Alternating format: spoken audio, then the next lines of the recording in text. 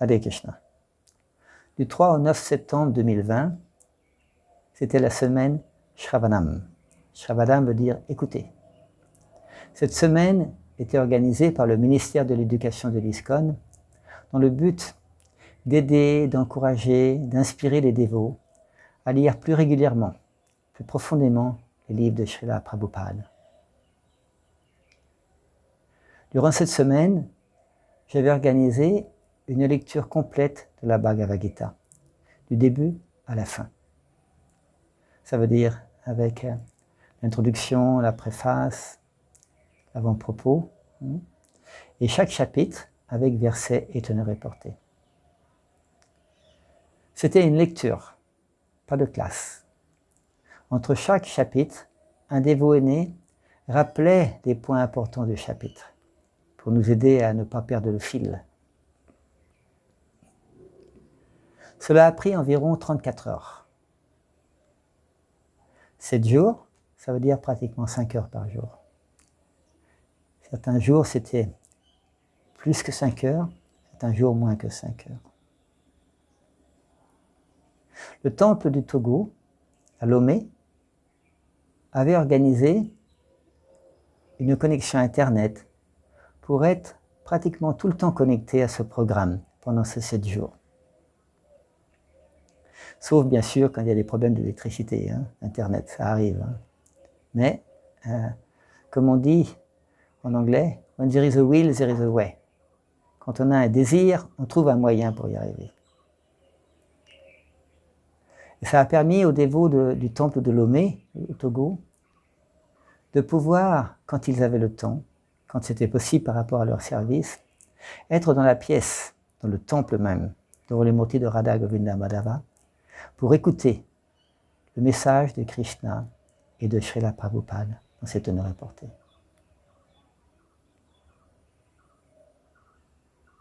C'est un programme intense. Parce que pour participer à ce programme pendant longtemps, on est obligé de soumettre le mental à ce que Srila Prabhupada nous dit, que Krishna nous dit. Pas toujours facile. Surtout pendant une période de temps longue, comme ça, plusieurs heures dans la journée. Beaucoup de dévots qui ont participé à ces programmes ont aussi des réalisations importantes. Quelquefois, ils ont pris plus conscience d'un aspect, d'un chapitre de cette Bhagavad Gita, telle qu'elle est. Pris conscience de l'importance d'être plus alerte, d'être plus conscient. Vous voyez ? Parce qu'en fin de compte, c'est quoi la Bhagavad Gita ? C'est le chant de Krishna, le chant des bienheureux.